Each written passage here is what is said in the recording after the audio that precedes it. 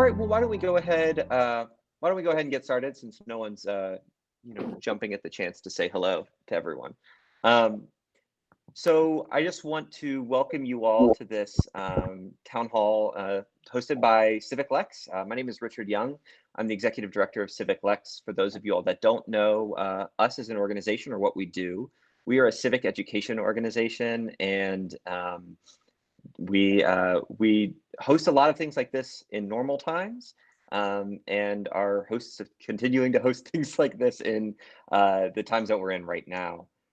This is our probably a 12th or 13th town hall. They happen every Tuesday and Thursday at 3 p.m.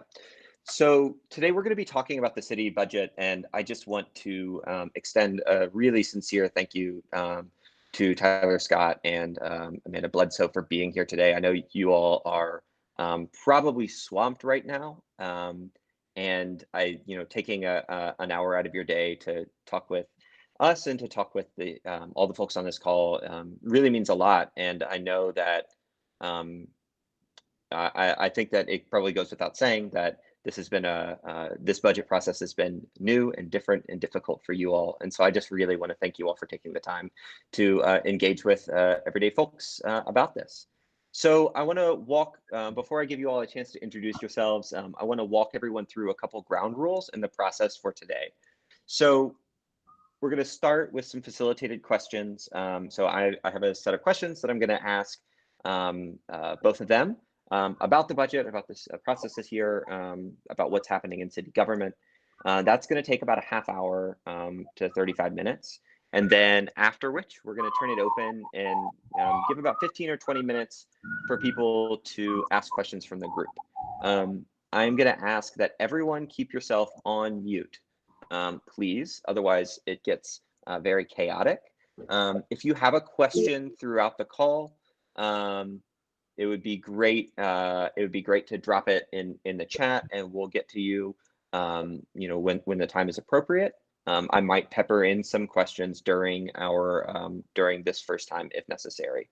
I do want to make sure, especially with so many people on the call, that everyone is respectful and kind. We know that this is not an easy time for anyone, and so if someone starts unmuting themselves and shouting, I will mute you back. And if that keeps happening, I'll boot you out of the call. I do have the ability to do that. And I haven't had to exercise it yet in any of these. And I would say we've had about 300 people or 400 people on our town halls over the past few weeks. And so I feel really good about the fact that I haven't had to do that. And so please don't make me do it. This is a space for dialogue, not a space for debate. So if people have come here hot and heavy and ready to go, I would ask that you go get a cool ice pack and cool yourself off for a little bit. And then we can come back here and have a really generative conversation. So why don't we go ahead and, with all those rules in place. Oh, one other thing, sorry. I always forget to mention this. You're being recorded. So if you do not want to be recorded, now is your chance to turn your camera off.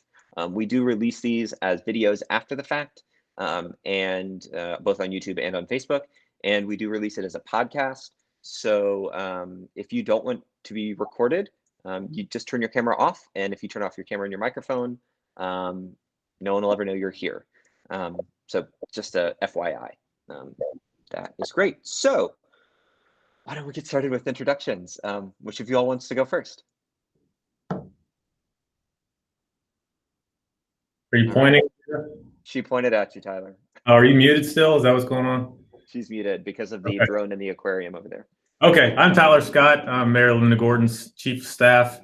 A little bit about my background. I graduated from Georgetown College in 2004.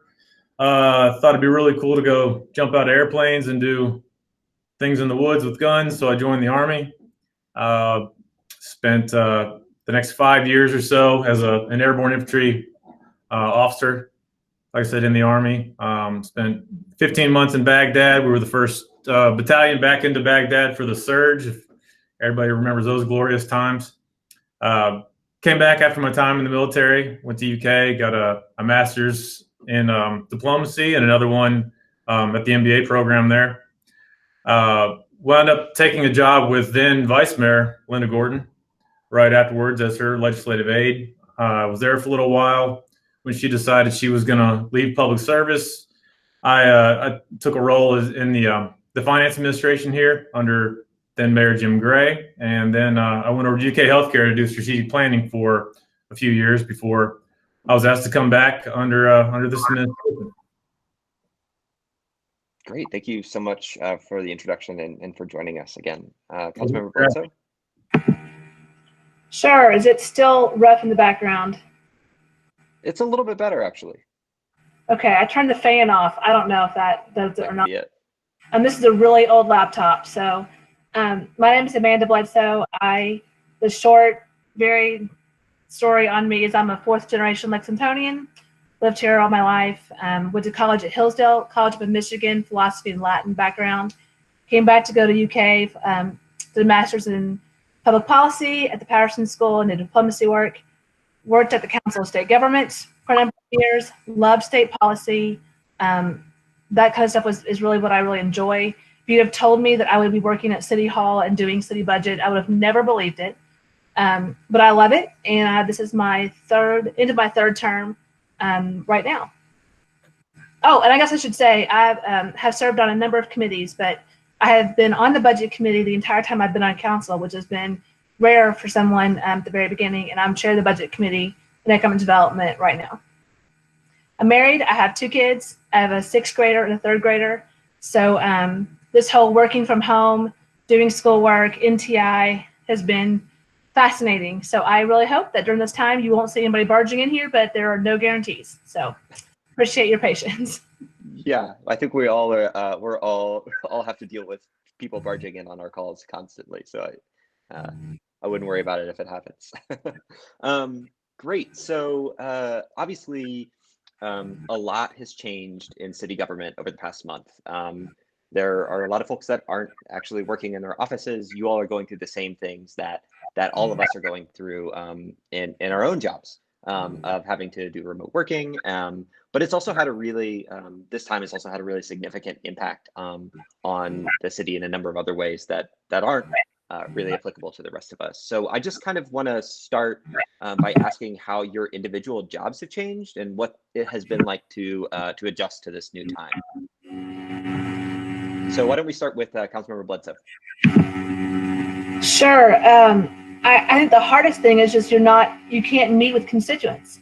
You know, one of the things that most of us really enjoy is seeing our colleagues, one, and talking about what issues we care about, and then seeing the people that we represent and through coffees or for meetings, and you're not running into people at the grocery. If you are, you're waving quickly. You're not, stopping to talk a little bit. You're not having those lunches and coffees. And so that has been just real challenging from just a constituent point of view. You want to talk to people and you really can't. From a family perspective, it's tough to figure out how to balance all of that when you've got 2 people working at home full time with kids. It is unsustainable at best, and then it's really challenging. I laugh with somebody.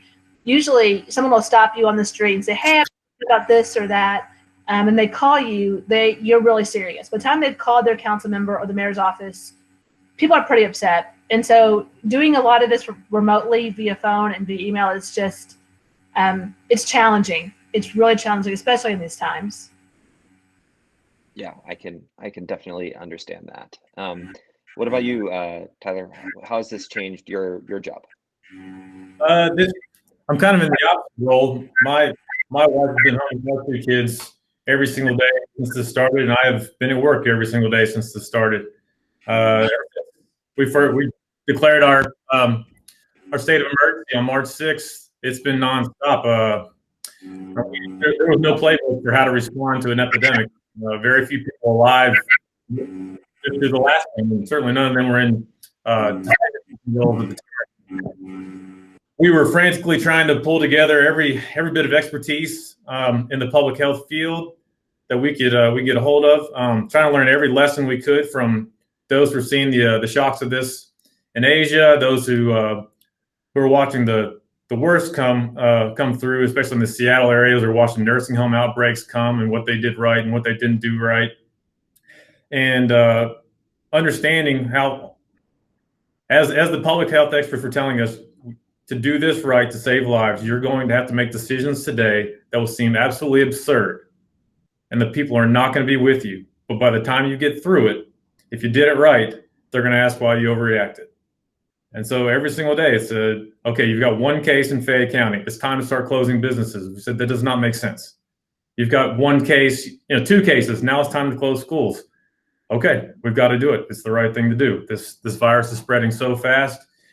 We do not know what the fatality rate is. We don't know how it affects different demographics differently. We don't know how it affects different age groups differently.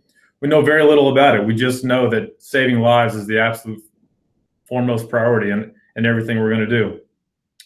I spent every single day and night talking to our hospital leaders, our public safety, the governor's office, our congressmen, our business leaders, schools, you name it. We're basically all just trying to Apollo 13 this thing out in space, trying to land it as best we can. And there's just our normal jobs going on at the same time. There's still, we had a mild winter, so violence never really dissipated in the way it normally would. A lot of the plans we were looking to put in place for youth programming in the summer now is completely out the window because you can't congregate anyone. A lot of feeding programs we would assist with had to completely be redone because you can't let people congregate. You got to figure out a different way to do that. We were constantly coming with plans for how to prevent outbreaks in our shelters. How do we prevent what we saw a lot of bus loads of other homeless shelters across the state just emptying on Lexington streets in the middle of the night, and waking up the next morning to understand that we just suddenly overloaded another homeless shelter. And how in the world do we provide appropriate CDC guidelines of spacing with them when this keeps happening to us? We had a lot of focus, and we still will, and we will till the very end, on our nursing homes and other congregate living shelters. There's going to be it's been a fight for PPE, not just among Lexington, but Lexington competing against other cities, states competing against other states competing against the federal government competing against other countries. It has been a nonstop struggle to make sure we have enough PPE for those who need it in our hospitals, those who need it on the ground and providing essential services, those in public safety. And that fight has not really gone down as much as we had hoped. Testing has been an incredible challenge. We're very fortunate to have more partners online now than we did before, but I was fielding calls all day and night for the first month or so. Just people were panicked. They didn't know what this virus was going to do to them. They thought they were symptomatic. They had no idea where to go and get tested, and we did everything we could to make sure we got a test to those people whenever we could, when there were no other answers that were freely available to them. It was a difficult time for a lot of them, and it still is. People are really, really scared and how this is going to affect them or their loved ones, and I completely understand it. At the same time, we had to make sure we were sending as many of our own employees home as possible, as fast as we could, in a structure that is not designed for that. Government, as Council Member Bledsoe will tell you, government is based on face-to-face relationships. It's based on sitting in a room and talking about issues. We are not designed to send the masses across all our divisions home to work remotely. It's expensive. It's never been that way. I mean, if you look at the building we're in, we clearly show we're out of date on most things, especially when it comes to Zoom technology and the ability to telework. But and we provide a lot of face-to-face services, but it got to the point where we had to make those decisions and send people home to keep them safe. It didn't make sense to just say, you've got to come in, whether or not we can close the doors to the public or not. So it's been a very, very small internal group trying to make a lot of decisions. And at the same time, we're seeing a lot of the normal problems we would have. Like I said, the recycling center is still breaking. We were on a pretty good path, weren't we, Amanda? We had a good strategic plan in place for how to really make the right investments to get the recycling center back on a better setting, but things break down. That's part of life. So getting parts from Canada and elsewhere it's a bigger hurdle than it used to be. There are checkpoints and borders that are no longer accessible. There are stay-in-place orders across states that you can't violate without the appropriate documentation. There's one surprise after another. And like I said, my own family's at home, and I've tried to be as good a dad as I can be whenever I can be home. But at the same time, in this role, you kind of know when you go into it, but you're basically the last person to leave Lexington, turn the lights off kind of guy. So that's where I am most days, sitting here in my office lonely with the door shut, trying to socially distant and make sure we're keeping the public is up to date on things that are going on as we possibly can. Our council, which has been really hard because we normally see them several times a week in person, and they're dealing with some of their own struggles. It's been a really difficult challenge. At the same time, I know that's why we're all here. We had a budget to produce in the middle of the most uncertain times this city has seen in modern history. I can go on here, but I'll leave it at that. Well, I think hopefully you're now sitting in your office with 74 other people, so at least you're not just alone in your office now. Councilmember Bledsoe, I have a question for you. You're the chair, obviously, of the Budget, Finance, and Economic Development Committee, and we've spent some time working together on education efforts around the budget. And I know you spend a lot of time thinking about the budget. But can you give us a very brief overview? I know you could probably go on for a long time, but could you go over a very brief overview of what the traditional budget process is like, so we can learn what's had to change this year? Sure. We had worked last year pretty extensively with the administration and on trying to take apart the budget a little differently. And, ironically, the whole point of this was to try to have more of a joint effort of sharing information and being involved between the administration and the council. And we've had none just by sheer leaving the building. So we went through this whole process a year ago, setting up this process, which was pretty much null and void. But traditionally what we do is when the mayor delivers the budget, the council takes it, we divide it into groups of 5 different, break the budget up into 5 kind of categories, if you will, that have a number of different parts of the budget in it. And then those 3 council members dive in, and they dive into those departments, those divisions, they dive down to details. They spend hours going on just that link, so we call it the budget links process.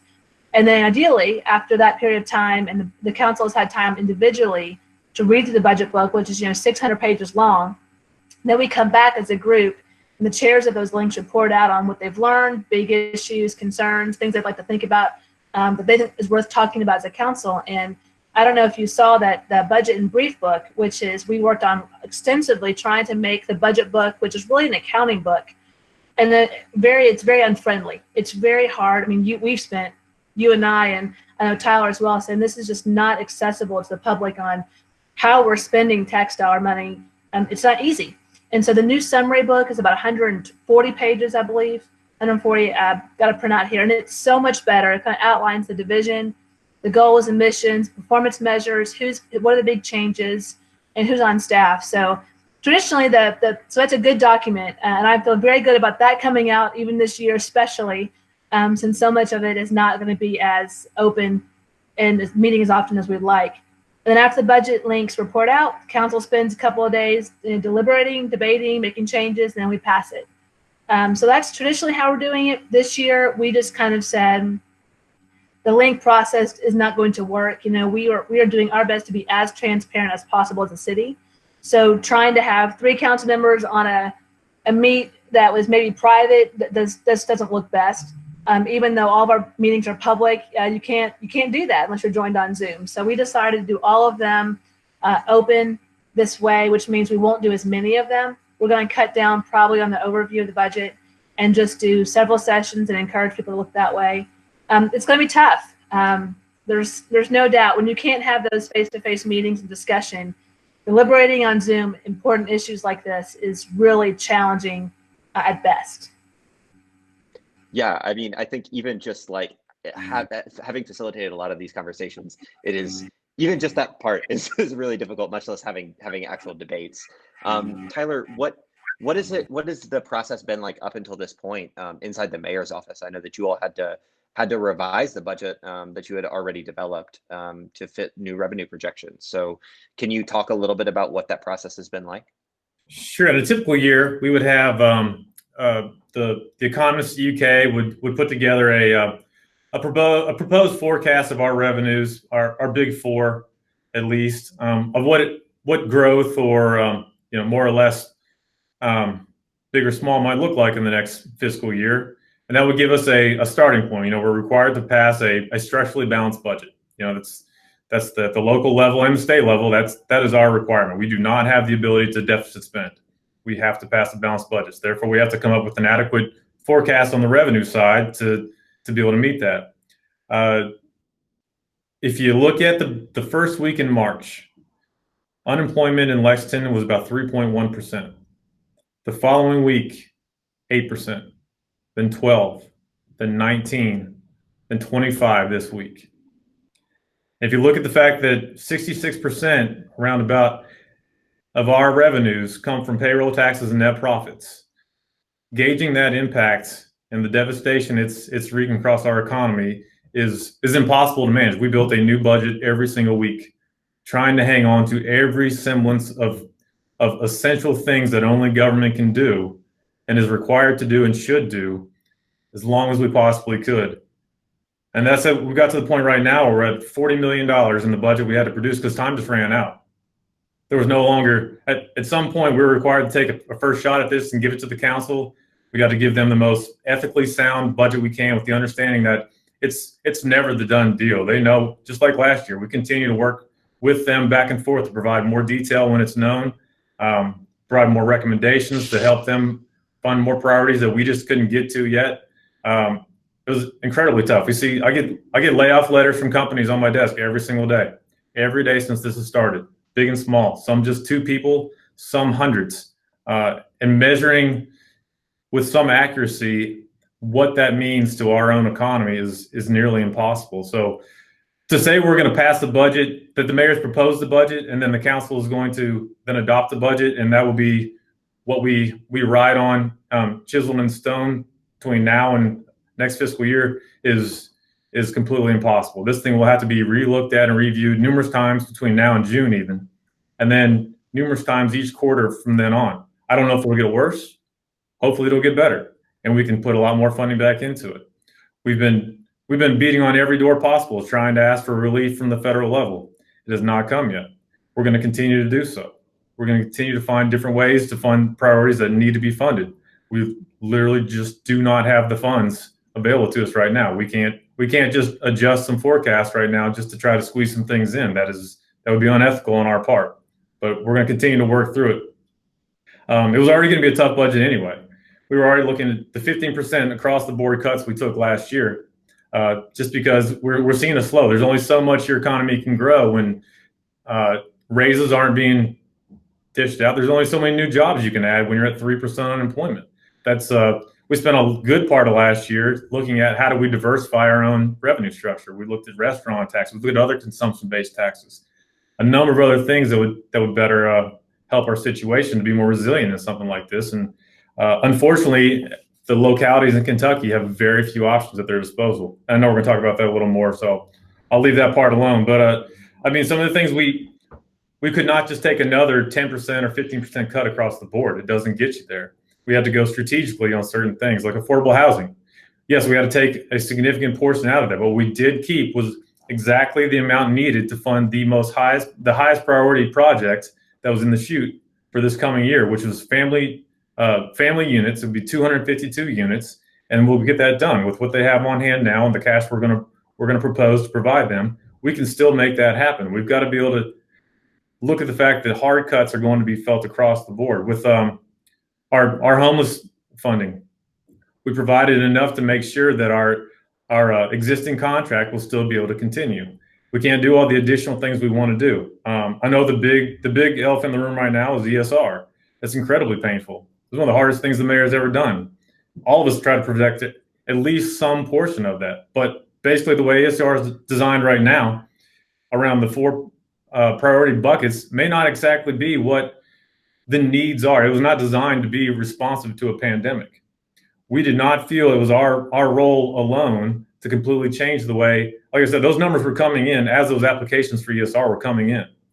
We need to have that conversation with council and council who helped create ESR in the first place to talk about how do we shift some of those priorities? Do we completely change those buckets? Do we have reapplications come in for certain things? This is going to be a complete remake of this, knowing that budget's already so tight it was not something we could just put a placeholder dollar figure in right now and try to move forward, because it does not make sense in that way. We've got to have council input and a lot of others in the process. And there's a lot of information out there we still don't know on how that might work.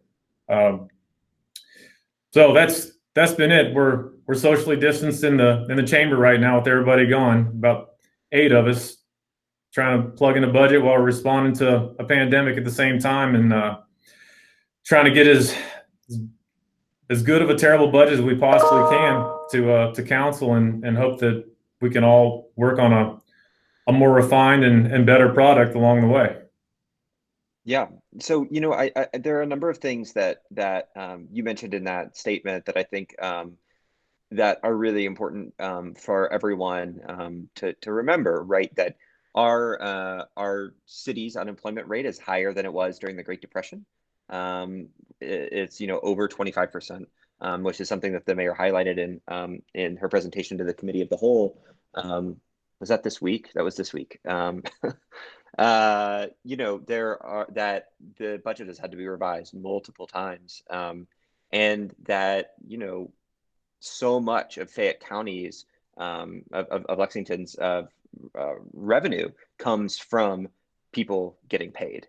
And so when people aren't getting paid and people are going on unemployment, and jobs are disappearing and unemployment's climbing, there's really it really starves the city. And so I think those are all really important things for people to remember. And we're going to come back in a moment to this conversation about revenue, and revenue, you know, specifically diversification and how that is and is not possible for you all. But I do want to say, just give Amanda an opportunity to respond to you know, a lot of that, and specifically about the impact that such a high unemployment rate has on the city budget. Sure. And I think one of the things that Tyler mentioned is really important, which is going into this fiscal year budget planning, we were already down. We were already planning for a deficit of a, you know, $4.5 to $9 million type of a delta. That was January. That was when everybody believed the economy was going, you know, exceptionally well. Things were great. We just were not seeing the wage growth to keep up with expenses. That's just the way it is. And so it feels counterintuitive to those who are in Lexington saying, why is this the case? That's why. Expenses are growing and the revenue, the wage growth was not keeping up, even in the great economy we had. You fast forward, you know, 2-3 months and the employment does what it does. It's catastrophic to a budget that's determined upon people actually working and net profit. You know, I talk to my friends all the time, and a lot of them are in places where they either are laying off staff, they're taking pay cuts, they're going down to 4 days a week, not 5. They're making all these changes to try to keep their businesses afloat. And if you're event-driven, tourism-driven, socially at all, you know, involved, be it at a event planner to a place where you host people, to bars and restaurants, all the things. I mean, how often do people say, no, you can't carry out liquor, and now we're just passing it out? It's a completely different environment than it was. And that, from a budgetary standpoint, I mean, Tyler's exactly right. At some point, you have to stop and say, here's what we have, and here's the budget, knowing that literally 2 days later, things change as the governor makes changes and cancels different summer programs. So that's money that was allocated and now is free to do other things. So I've already got a long list of things I'm watching as we move forward to kind of figure that out. But it is a moving target. And we've had conversations amongst council members individually of like, hey, if budget looks like this in 2 months, what action are we going to take in response? If budget looks like this in 3 months, what are we going to start doing? And having a plan that's not emotionally driven, that is simply, these are the buckets that we're going to have to, and measurements we're going to have to make decisions off of moving forward. Yeah, you know, the thing that that sticks in my mind, like having this conversation, is remembering back to the mayor's last budget proposal and the presentation that she made to council, in which they said, you know, by 2023 there's going to be about a $29 million deficit. And so, you know, I think anyone that's been following the budget closely over the past couple of years has seen that coming. And then knowing that this is how bad it is this year, if we do go into a recession, how bad it could be in a couple of years. And so I think that gets back to a little bit about our revenue structure and how our revenue structure is so dependent on net profits, and payroll taxes. And so, and I know that the city's sort of hamstrung by that in what it can and can't do. So, Tyler, would you like to talk a little bit about what about the fact that the mayor made a statement that she won't seek any new revenue increases, but even if she wanted to, and even if the city wanted to, and the council wanted to, what you all could increase would be actually very limited, and that's by state law. Sure. Yeah, I mean, I think her decision and the administration position on this has been a revenue increase at a time like this when so many businesses are struggling to hang on. It should not be the reason that many more businesses can no longer hang on. It's just not the time in her mind. And I know there are certainly a lot of other different opinions on this, but in her mind, now was not the time to try to look for revenue increases to try to fill this hole. There's too many people out there hurting right now as it is, and we want businesses to come back because we want them to employ people, and we want our own revenues to come back in that way. As far as what we're limited to, like I said, yeah, there are very few things that we can actually do. The biggest one is our own payroll tax. We basically assess a charge of 2.25% as the payroll tax, which is considered to be, that's pretty standard across the board everywhere in Kentucky. The rate itself may vary a little bit, but not by much. It is essentially the charge for the privilege of doing business in any city. That's essentially how it's defined.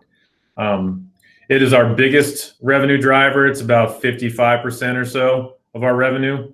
And I said a lot about that earlier, so I'm not going to repeat myself. But that, along with the net profit fee combined, those are our, like I said, almost 2/3 of our entire revenue structure.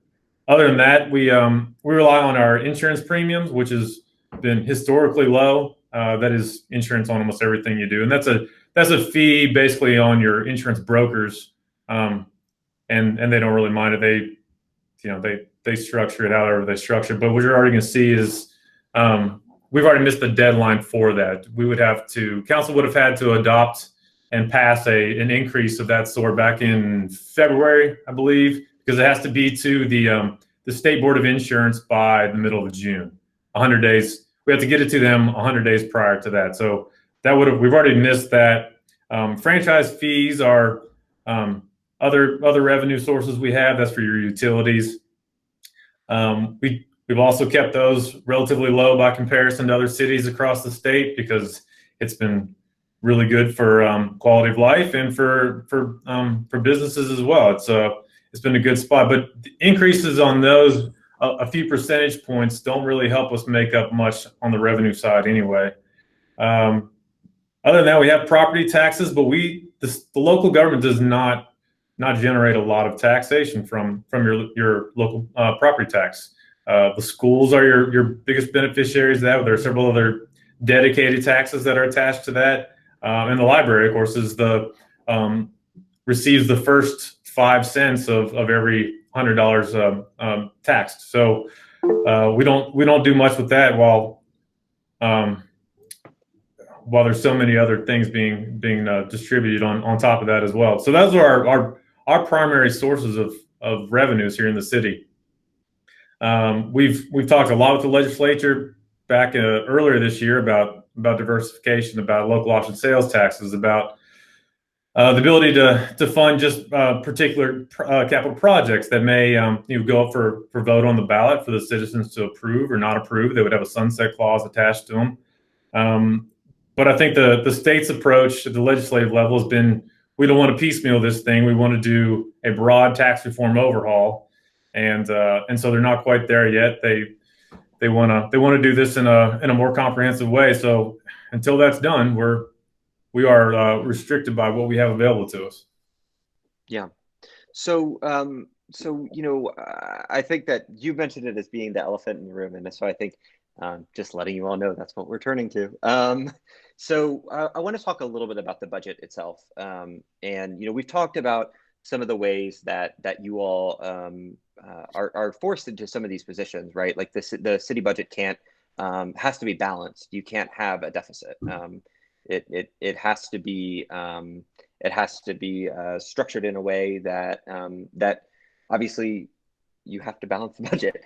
You also have some issues with what revenue options are available.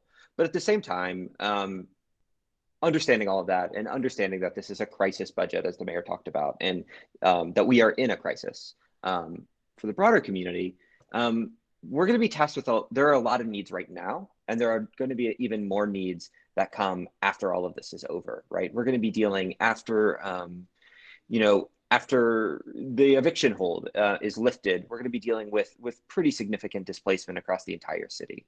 We're going to be dealing with a pretty, our already not ideal affordable housing situation where we have a pretty substantial deficit of needed affordable housing units is going to be probably even worse.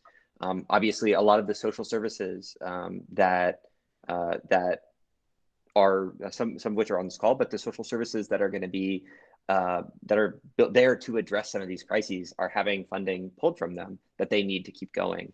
And I know none of this is new to either of you all, right? You all obviously know that that's the case as well. And so I think the way I kind of want to have this next part of this conversation is really addressing this a little bit more holistically and looking not at the individual programs, but at some of these larger issues that we're going to be facing both now and after this crisis has lifted. And that is, how do we address this as a city in a meaningful way? If you all, the city government, and us, I run a nonprofit organization, as nonprofit organizations, if we don't have the resources we need to actually address it, how do we do this? I don't know who wants to take that.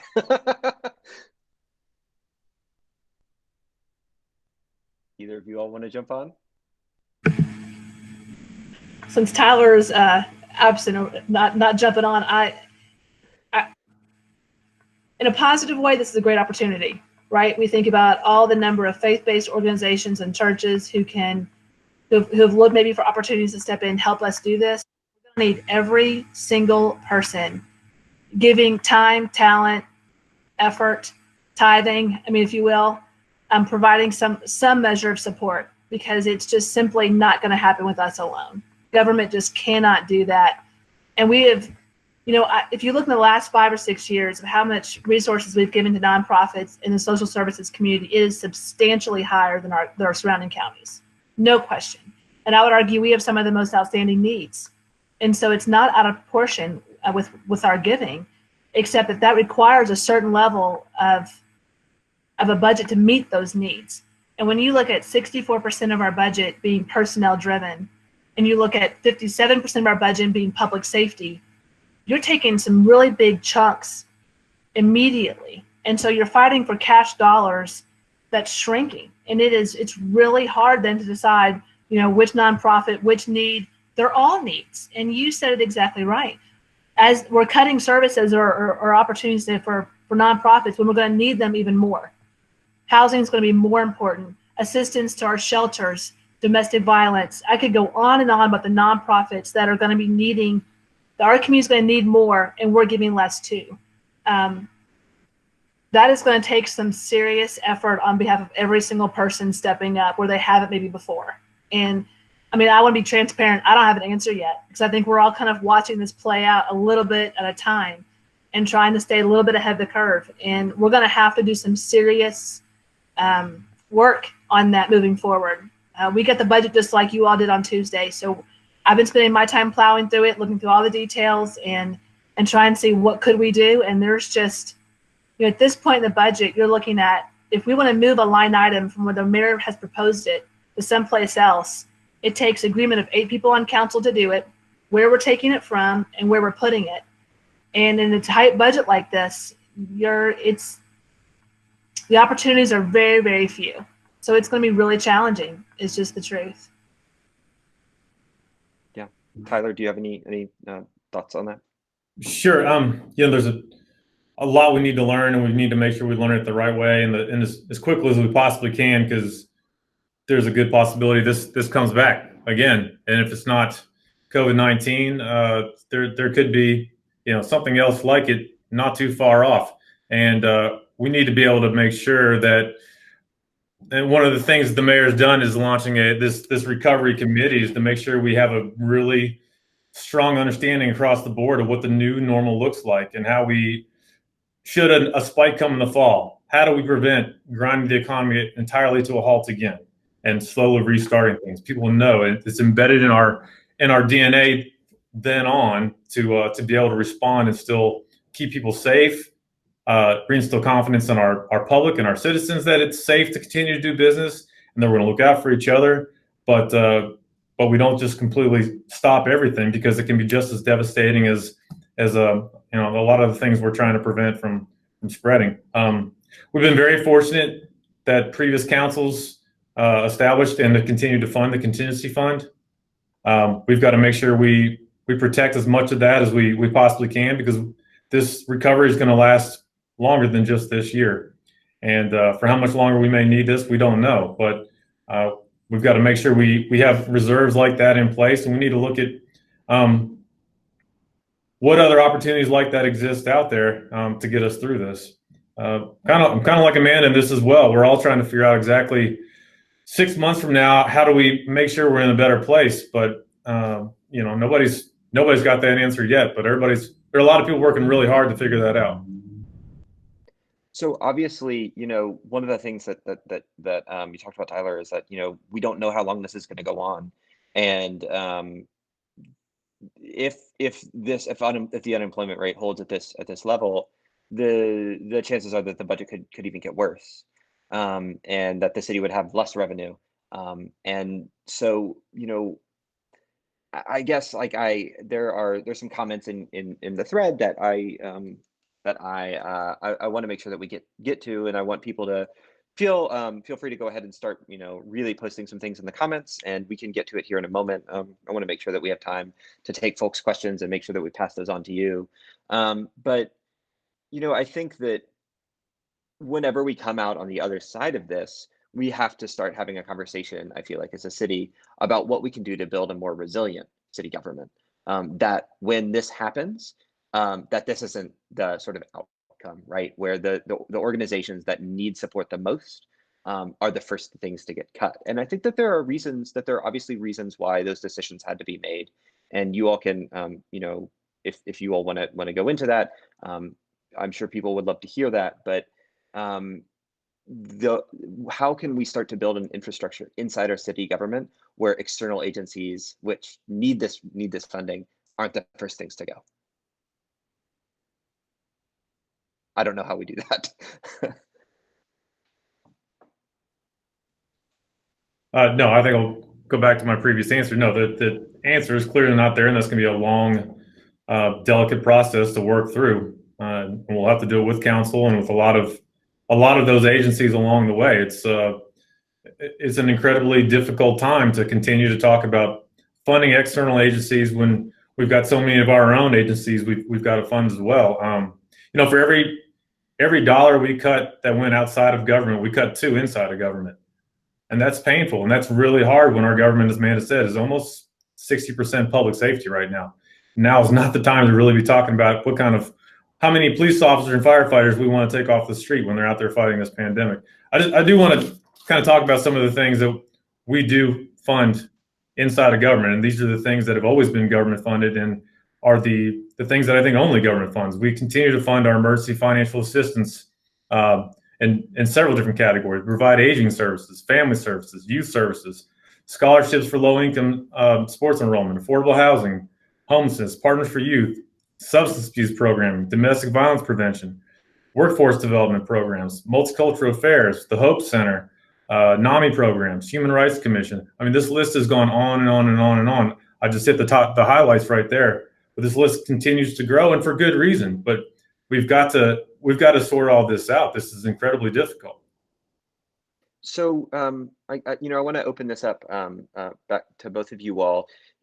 Should our sort of financial situation change, right? Should the economy start to come back in the next couple of months? What is the process for if our revenues grow back to maybe where they were, which again wasn't an ideal place to begin with?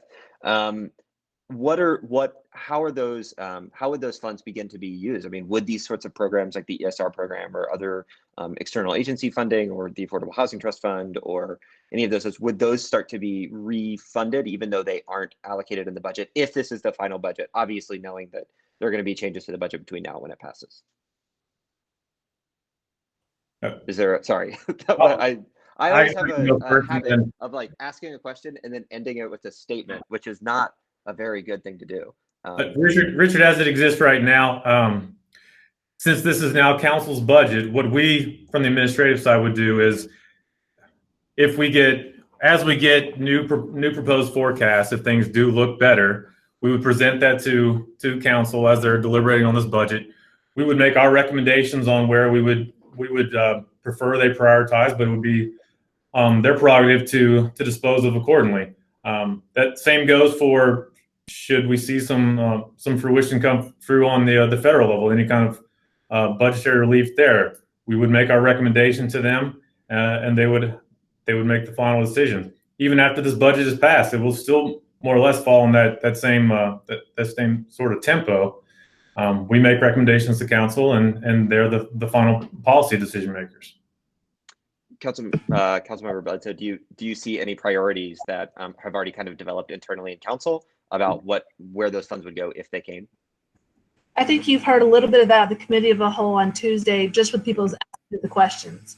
How are we going to do this moving forward? And you can kind of got to just, certainly ESR was one of the things that was a highlight in that conversation. So no question, it's a highlight for us moving forward. You know, the real policy question that I think we have to start having, to Tyler's point, is for every dollar we cut outside, we cut 2 inside. Well, those are services the government provides. So how much mowing do we want? How much services do we want in programming at our parks? How many times, how beautiful do you want our city to look? I mean, these are, how much paving do you want? The number of things that we do with, quote, government money, if you will, and services, people somewhat don't even see until they're missing. And so there's an element of, certainly those things do not compare to the social needs of our community. So I want to make those as if they're equal.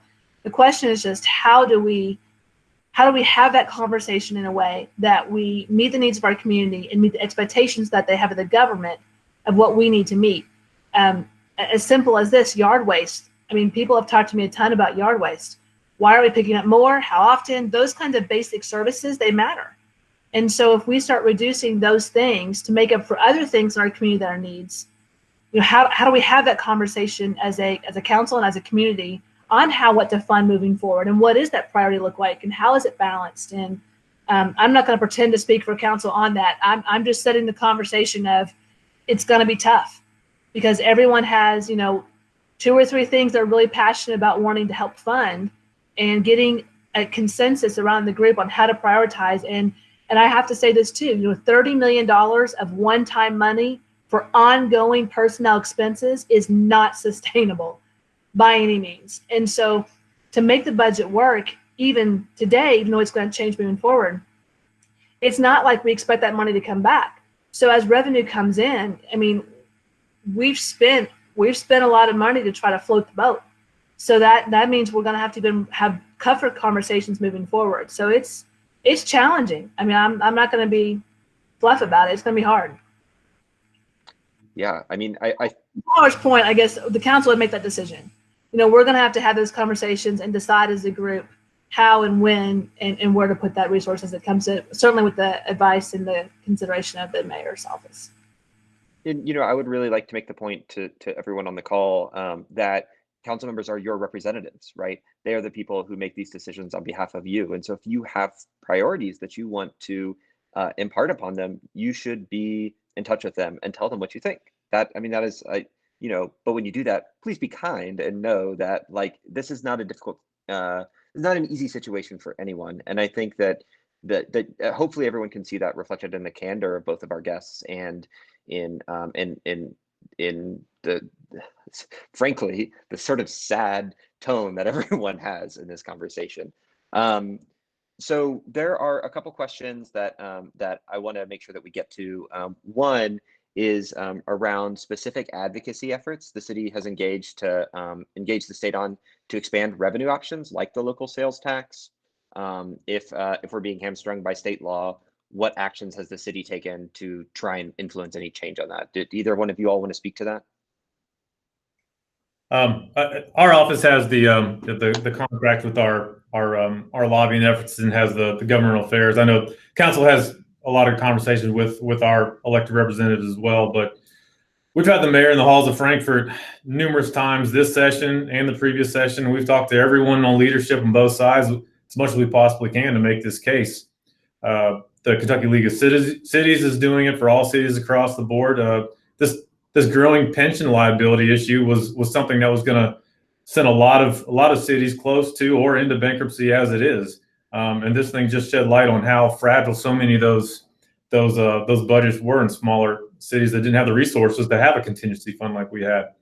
I think this is interesting though, because we thought there was a lot of promise behind a restaurant tax or some variation thereof in the last session. Everybody really thought a good consumption-based tax would be a great way to help keep us whole. When you see what's happening right now, it certainly would not have done much good at all. It certainly, if you would have built a balanced budget on something like that, it would have been just as catastrophic as what we're already in, if not worse so. But taxation is a really hard thing to predict, and it's even harder when you've never lived through a pandemic to see play out in real time and what it can do to you. So we're going to continue to work with our state delegation, work with the governor's office, talk with everyone we can about as we all try to dig our way out of this moving forward. How do we become a more resilient society, not just at the local level, but at the state level as well?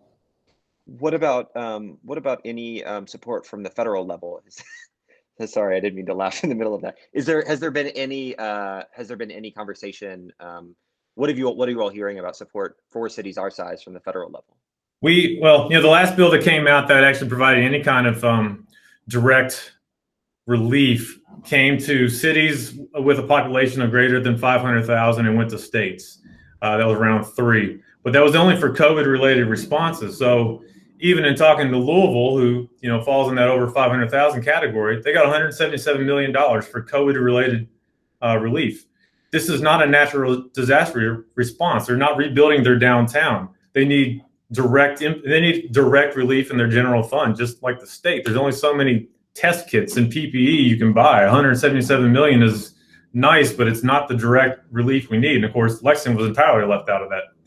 Of course, the last round that went out was just an extension of the small business loans, which is a good thing. And so the relief to hospitals as well is indirectly beneficial to Lexington. It hopefully preserves a lot of those jobs. That helps our payroll as well. Hopefully it keeps a lot of those businesses afloat longer than they may have otherwise, and keeps more people employed. But as far as direct relief goes, I don't know. We get mixed reports day to day. We talk directly with our Senate delegation, as well as our local congressional leaders in the governor's office quite often, and it's a constantly moving target is the best way I can put it right now. Great. That is informative, but not encouraging. So I want to be really respectful of y'all's time. It's almost 4 o'clock. I have one other question for you. I want to encourage other people to drop any final questions or thoughts they have into the comments. I do have another question from the comments that I believe is from an ESR program. So could we have a conversation about organizations providing public safety services? The sharing of the burden. They're saying that that having 100% of funding cut is bearing the burden, not sharing the burden with other parts of the city budget. And so I want to provide an opportunity for you all to respond to that, and then we'll kind of get to my final question if there's anything else that you all would want to say about that.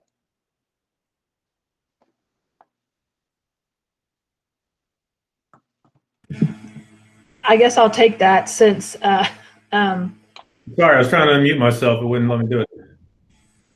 Since it's not entirely, well, it is your budget now, but you didn't create the one you're dealing with. Can you repeat the question one more time, Richard? I'm sure.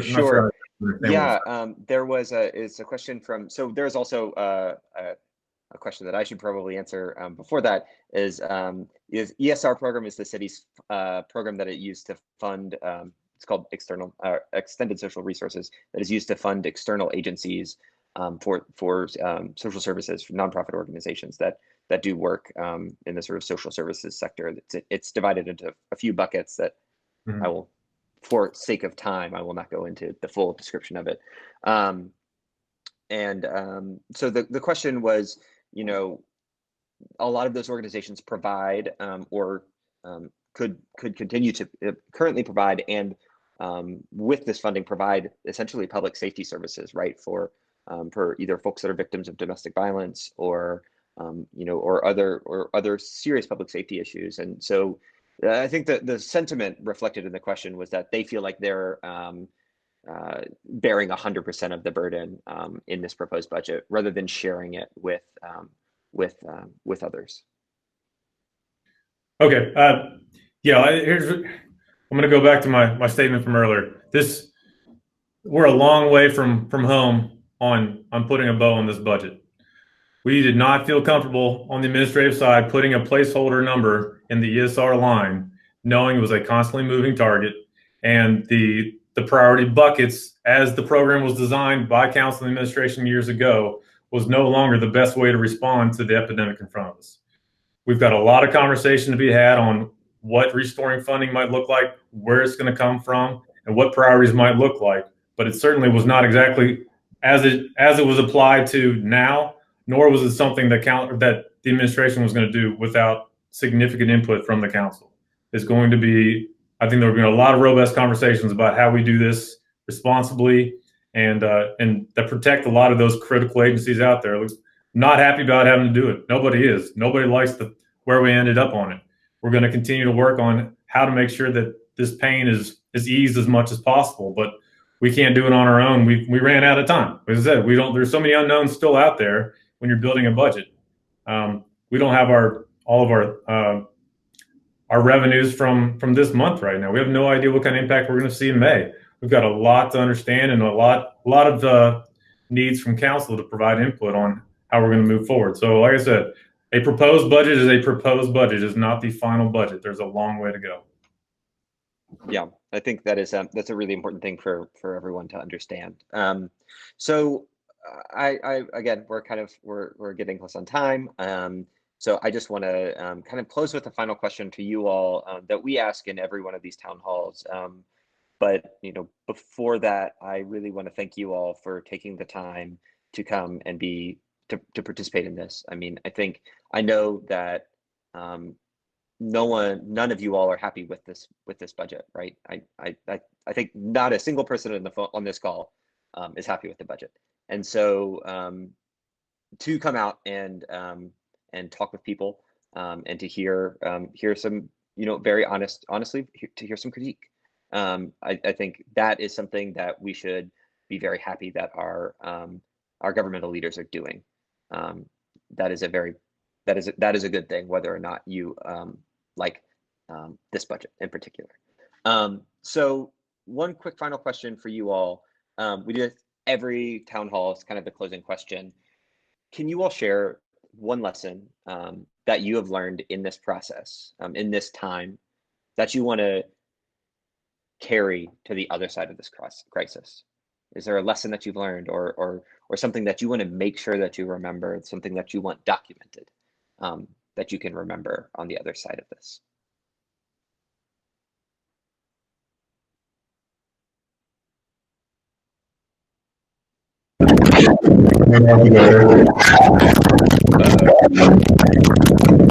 Hold on, figure out where that's coming from.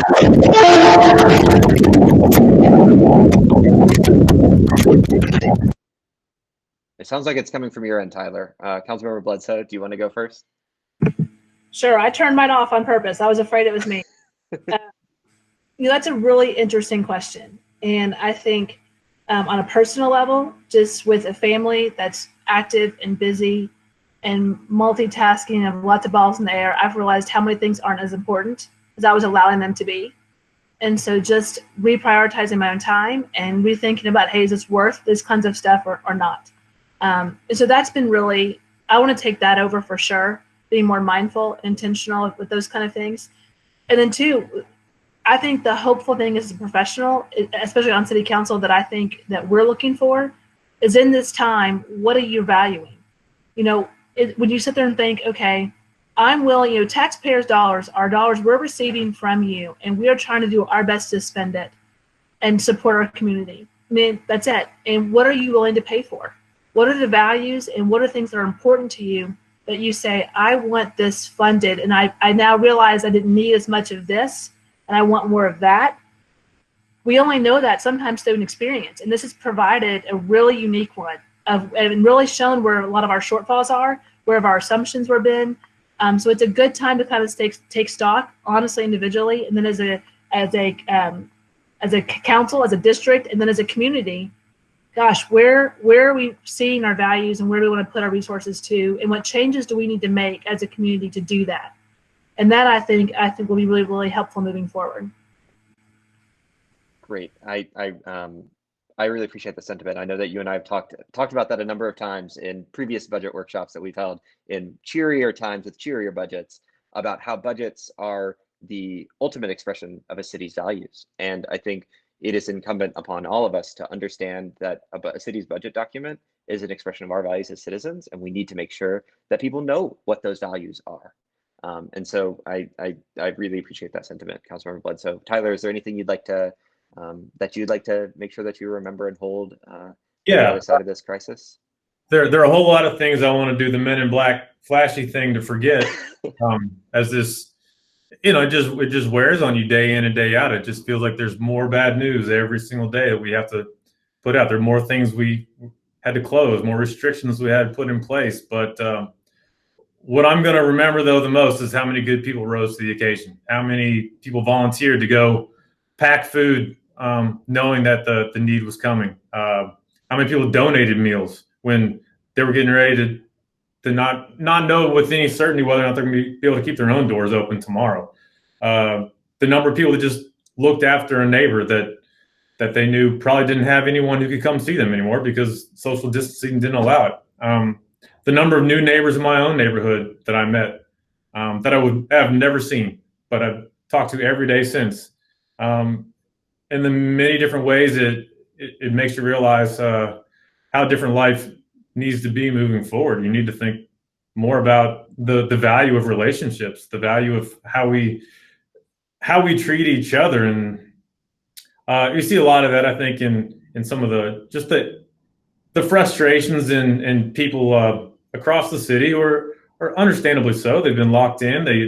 They're restricted from a lot of things they can do. They're losing jobs. They're angry about services that have been cut back. But I hope they also think about those same things. How do we treat each other? How do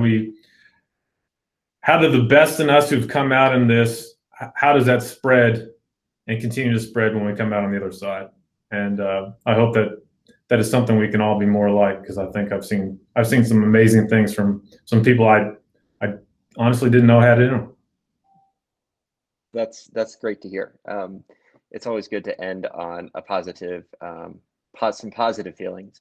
Although here at Civic Lex, I always have to end on something a little bit different, and that is, what can people do if they want to have their voice heard in this budget process? Should they email their council member? Who should they reach out to? I'll take that one, just since the budget process has come down on our side. And yep. One of the things that we have talked about is how do we have public input, because that is something we value extensively. All of our meetings allow for open comment, public comment. And by not doing that, we're not able to offer that currently through Zoom. It just doesn't work. And so I would immediately say, as you're responding to the budget, email your own council member. Don't forget to not include the at-large ones. But I would just use council members at lexingtonky.gov. Let us know, all of us, what you're thinking, why, what you value, what your concerns are, so that we can put those into the document. And we've also talked about maybe trying to have some, if you can't use email, call the Citizens Advocate, and leave a voicemail, and we'll take it down and make sure that's sent to all the council members. We're still working on that moving forward, but we want your input. So I would say email all council members is the easiest way, especially since we're all working remotely, to hear it and have documentation so we can have it moving forward. Awesome. Thank you for that. We will in the comments on this video, or the description in this video when we upload it to our Facebook and to YouTube, we'll make sure all of that information is reflected so that people can go back there and see where they see how to reach out to folks that they should reach out to if they have opinions about what should be valued and not valued in the budget. So I can't thank you all enough. I know that this is not a topic that you all this is not an easy conversation. It just isn't. So I just really want to thank you all for taking the time to join all 77 people that were on this call today. So Thank you so much for having me. Yeah, thank you all so much. We appreciate it. All right, thank you. Have a good day. All right.